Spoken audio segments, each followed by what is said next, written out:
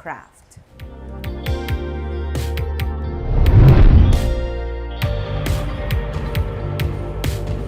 Sa number 9, mga voter applicants nagdagsa sa Comelec Bacolod sa unang adlaw sa registration para sa barangay kag SK elections. Ginatos ka mga voter applicants kada man diri mga kabataan ang nagpainit sa linya para lang makaparehistro sa natalana nga barangay kag sangguniang kabataan elections. Kutob 350 ka mga aplikante ang sarang ma-accommodate sa Bacolod Comelec office kada adlaw. Pero sa tuman kadamo sang naglinya, ginakinahanglan nila nga maghatag sang priority numbers. Sunod sa kay Bacolod Comelec Election Officer Attorney Katrina Trino Kanya, nagapadugang lawig sa proseso ang kakulang sa mga dokumento, mga photocopies ang IDs, birth certificate kag iban pa nga mga hindi gilayon masubmit sa mga aplikante. Sa madason nga inadlaw, magatanana man sang satellite registration ng Comelec, agud nga madamo pagid nga mga voter applicants ang matagaan kahigayunan antes ang deadline sa Hulyo 23. Nag-set kita sa cut-off.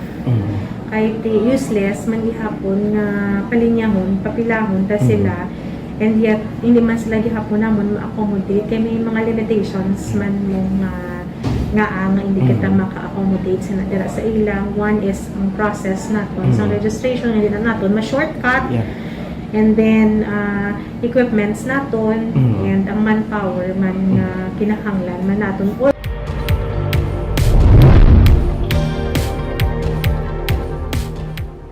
Sa number 8, tutukan karon sang administrasyon ni Cadiz City Mayor Salvador Escalante Jr. ang pagpasanyog sang local revenues. Karon nga 220 milyones pesos ang magabuhin sa pondo sang syudad tugas sang reduction sang national tax allotment.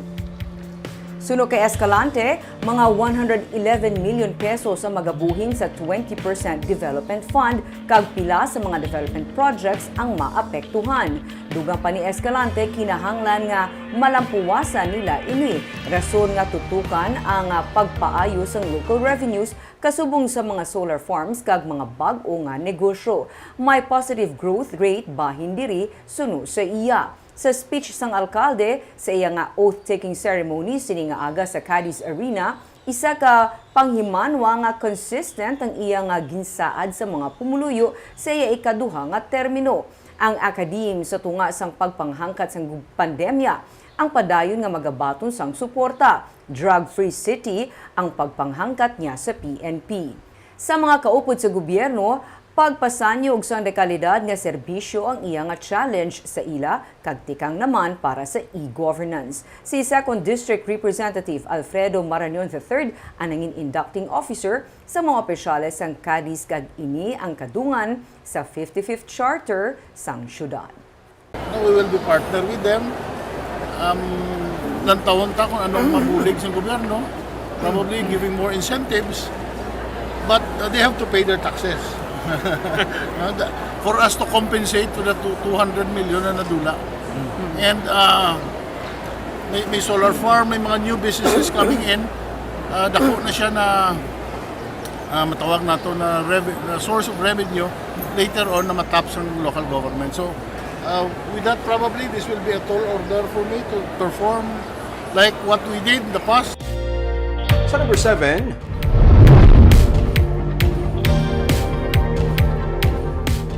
siyam katuig nga bata patay matapos mamungguan sa tricycle sa Bago City. Sa Talisay City naman, 11 tanan ka mga persona ang pirason matapos matumba ang isa ka multicab. Patay ang 9 anyos nga bata nga babae matapos ini mabungguan sa salakyan kag malapakan sa tricycle sa Sabado sang aga sa Dalan Rizal sa Barangay Lagasan sa Bago City. Sa investigasyon sa Bago PNP, nagadalaga na salakyan sa dalan sang hinalik magtabok sa dalan ang biktima. Nagtingwa pa sunod sa pulis nga maglikaw ang driver apang iya sa gihapon nga nabungguan kag naglabog ang minor de edad sa piyak nga lane. Dito naman siya nalapakan sa nagadalagan man nga tricycle nga kargado sa mga sako sang feeds. Gindala pa sa ospital ang biktima apan nga deklarar nga dead on arrival. Samtang sa Talisay City naman, 11 naman ka mga persona ang pinasun matapos matumba ang ilang ginasakyan nga multicab sa bahin sang sitio Mambucano, Barangay Kabatangan sang kahapon. Sa investigasyon sa Talisay PNP, gikan sa resort ang mga sakay sa multicab nga mga mag-abyan kag maghimata. Sa hinali na lang mawad-an sa control ang driver samtang nagadalagan sa dulhugon nga bahin sang dalan. Dito nasuno sa pulis na tumba ang multicab nga may sakay pa nga 3 ka tuig nga bata kag 1 ka lapsag. Lunsay mga minor injuries man lang ang angkon sa mga sakay sa salakyan suno sa pulis.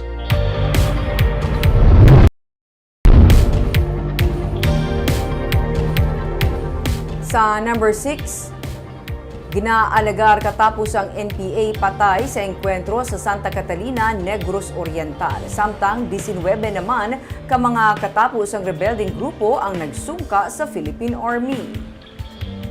Isa ka ginaalagar katapos ang New People's Army ang patay sa nagluntad nga engkwentro sa barangay Talalak sa Santa Catalina, Negros Oriental sa Biyernes. Ginkilala na patay nga si Crisanto Lagradilla o kun alias Locsin. Sa report sang Army, ang tropa sang 11th Infantry Battalion ang nagapatigan sang combat operations sa lugar sang ila makaengkwentro ang ginabulubanta 5 ka mga miyembro sang NPA. Ini ang nagresulta sa kamatayon ni Lagradillo. May na-recover man ang Army nga isa ka KG-9 rifle, mga bala kag magazine kag iban pa nga mga kagamitan. Samtang may 19 naman ka mga anay NPA members ang nagsurrender sang Sabado sa 3rd Infantry Division sang Philippine Army sa Ayungon, Negros Oriental. Sunod sa mga nagsurrender nga mga rebelde, sila ang nagbalik sa sabak sang gobyerno bangod sa mga internal conflict, kakulangan sang suporta medikal kag problema sa liderato sang hublag.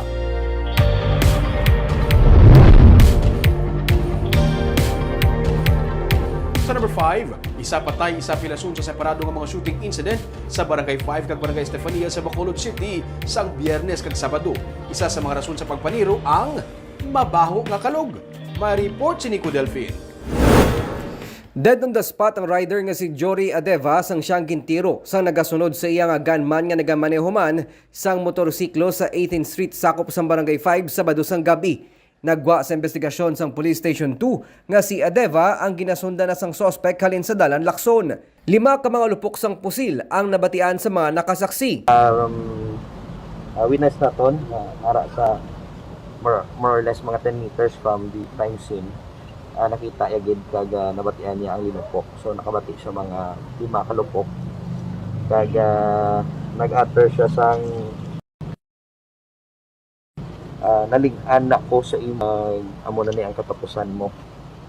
Amo nang nabatian sang ginakot ko lang ang ginhambal sa witness natin. Samtang pilaso naman nga nakaluwas ang negosyante nga si Roger Hofelenia sang siyang gintiro sa makapila ka beses sang iya kiingod balay sa Villa Angela Subdivision sa Barangay Estefania sang Biyernes. Suno kay Police Major Richie Gohi, Commander sang Police Station 2, away tungod sa mabaho nga kanal ang kabangdanan sang pagdumtanay sa magtimbang nga bahin. Nasugata sang biktimang sospek nga si Andrew Prudenciano sa may bangga pasulod sa subdivision kag madason siya gintiro sa makapila ka beses sang nalagyo nga sospek. Why na sila? Why na sila sa ang ilag at napibisi sa likod na mo, no? Parang wala ba lang siya nakatiro ba na mo?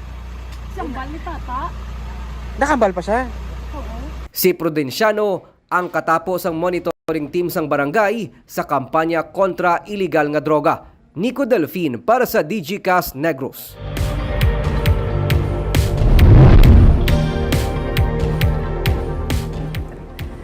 Sa number 4, food delivery riders ang temporaryo nga nag-untat trabaho. Panawagan nila ang dugang nga delivery fee. Wala anay nag-obra ang mga riders ng Food Panda nga nagtipon sa kilid sang Bacolod City Government Center. Sunod sa ila, halos wala na sila sang madala nga income sa ila pagpauli bangod man sang pagsaka sang presyo sang gasolina. Ang mga panawagan nila sa management ang dugang nga saka sa delivery fee. May 15 pesos tugto 21 pesos ang delivery fee nga ilan na baton depende man sa distansya sang kada food delivery transaction. Kulang ini bisan pa may natalana nga kapin 3 pesos nga rollback sa diesel kag 40 sentimos nga buhin sa gasolina. Para sa mga riders, Kulang ang masobra 350 pesos nila nga ma-income sa kada adlaw nga pagbiyahe gamit ang ilang kaugalingon nga motorsiklo. Natalana pa nga maghatag sang opisyal nga pahayag ang tagdumalahan sang Food Panda. Sunod sa mga riders, ang tagdumalahan ang nagpasalig na sang nagligad sa ila nga pasakaan sa 45 pesos ang minimum delivery fee, agud bisan paano may maganar man sila sa inoras nga pagserbisyo. Una, mga 1,000 to 1,200, okay na sa tani. Per day. Per day. Pero subong. Kisubong, kisa maka-income ka lang mga 300, 500. So, mo nang ginaw per day. Tikuhaan mo gasolina, 200. Tanan mo sobra 100. Why ka na ipuli si mo panimalay? Tinag-ano lang. Doon naghampang ka lang sa dalan.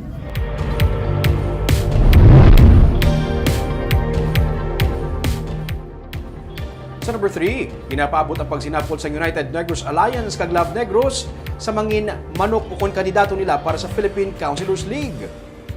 Sunod sa kay Mayor Salvador Escalante Jr., ang Secretary General sa UNEGA, nagpahayag sa iya si Representative Alfredo Marañon III, na chairman sa UNEGA, na nagpabutsyag sila Carlota City No. 5 Councilor Julius Martin Asistio na siya ang interesado magpapili sa PCL. Si Asistio ang anak ni Representative Juliet Marie Ferrer sa 4th District. Si Silay City No. 1 Councilor naman Ryan Gamboa sa karon ang presidente sa PCL. Sunod sa kay Escalante, ilang nasugilanon ang ilang mga konsihal bahin diri kag positibo man nga ginbaton pero balantayan ini sa gihapon. Nagapati man si Escalante nga antes pa man magpagwa sang pahayag, pwede ini nga maistoryahan ni Vice Governor Jeffrey Ferrer kag Governor Eugenio Jose Lacson sang Love Negros.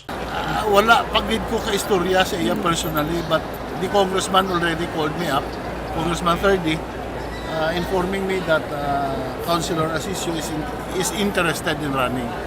And I've talked also with our councilors. Daw positive man sila.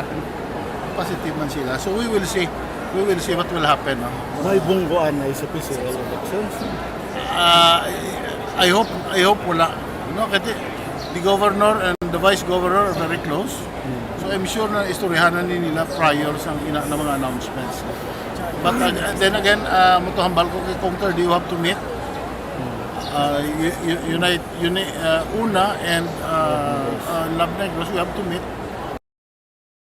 Sa number 2, duhana ka hagna para sa pagporma sa Negros Island Region ang na-file. Nag-file sang bill si 2nd District Representative Alfredo Marañon III sang Biyernes. Ginapaabot man ang pag-file sang hagna ni 3rd District Representative Francisco Benitez subong ukon buwas nga adlaw. Sunod kay Marañon, ang House Bill 330 ang nagaduso sang pag-isa sang Negros Occidental kag Oriental bilang isa ka rehiyon. Magaserbe gyapon nga center sa mga talatapan ng Bacolod City kag Dumaguete City sunod sa kongresista. Ang 7 ka mga kongresista sa Negros Occidental kag 3 sa Oriental ang nagasuporta sini.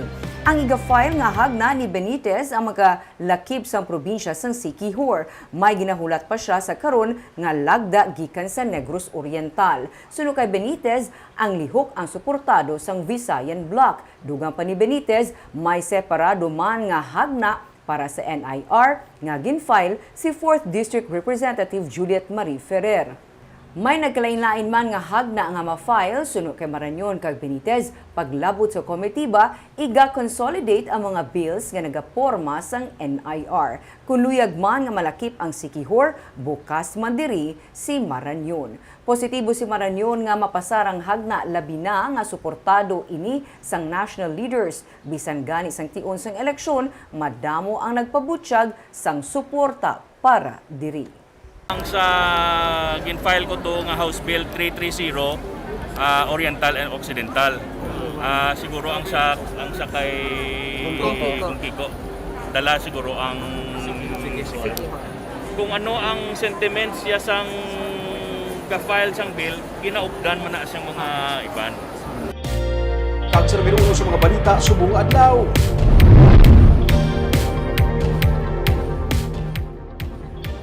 Ginhayo ni Bacolod City Mayor Albi Benitez sa mga empleyado sa syudad nga ihatag ang tanan sa ilang pagserbisyo sa iya nahaunang flag raising ceremony kailasang aga. Suno sa alkalde, naglibot siya sang Domingo sa mga merkado sa Bacolod kag iya nakitaan nga napabayan kag mahigko ang mga merkado gani ini iya pagatutukan. Yaring report.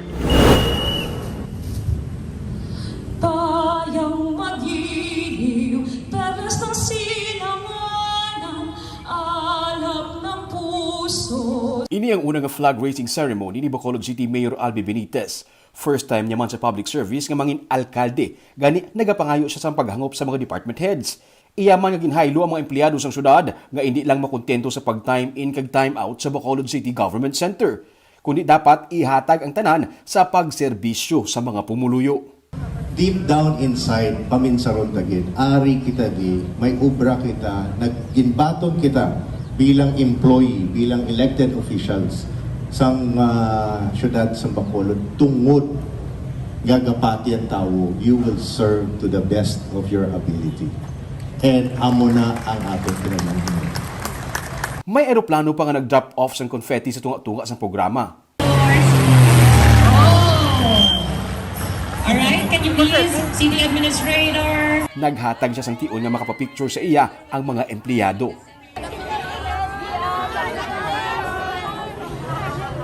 Nag-atubang siya sa media sa makadali. Istorya niya, gintiganan niya ang bilog na semana sa pag-meeting sa mga department heads, pero sang Domingo, naglibot siya sa dalagko ang mga merkado sang syudad. Kag suno sa iya, kadamo sang napabayaan nga mga lubrahon kag basura sa sulod sa merkado gani, dapat nga unahon kag tutukan. Kagabi ang mga higko ato na to, ang basura, no? Ang sidewalk vendors no nag-proliferate kanamo na to sa ila. So we will try to assess ano ang mga solutions regarding that. Matapos ang ambush interview, diretso na siya sa mayor's office kag nag-ilis. Gikan sa polo barong, suksok niya na naman ang trademark niya nga white polo shirt. Ginatubang niya makadali ang mga opisyal sa Philippine Drug Enforcement Agency kung saan nagpasalig siya sa suporta para sa among ahensya. Nagsaylo sa Mascara Hall kung saan patigayunon ang meeting kaupod ang mga department heads. Ini ang ikaapat niya nga adlaw bilang alkalde sa Bacolod.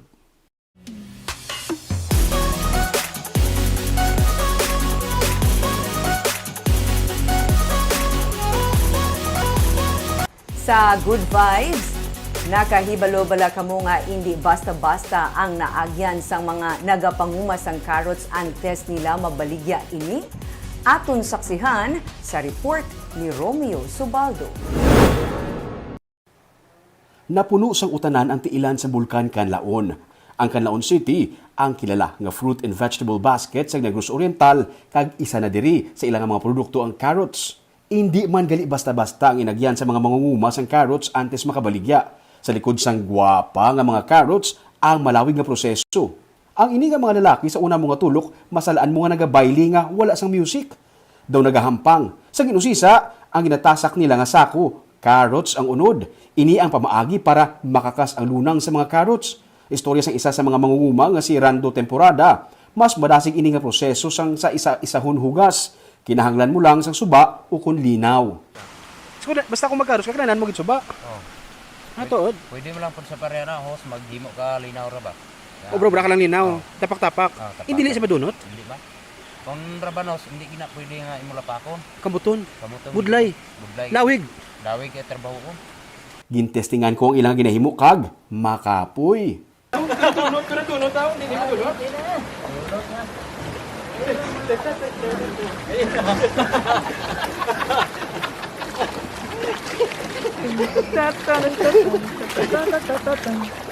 Ay, petito ka budlay. Budlay nung no?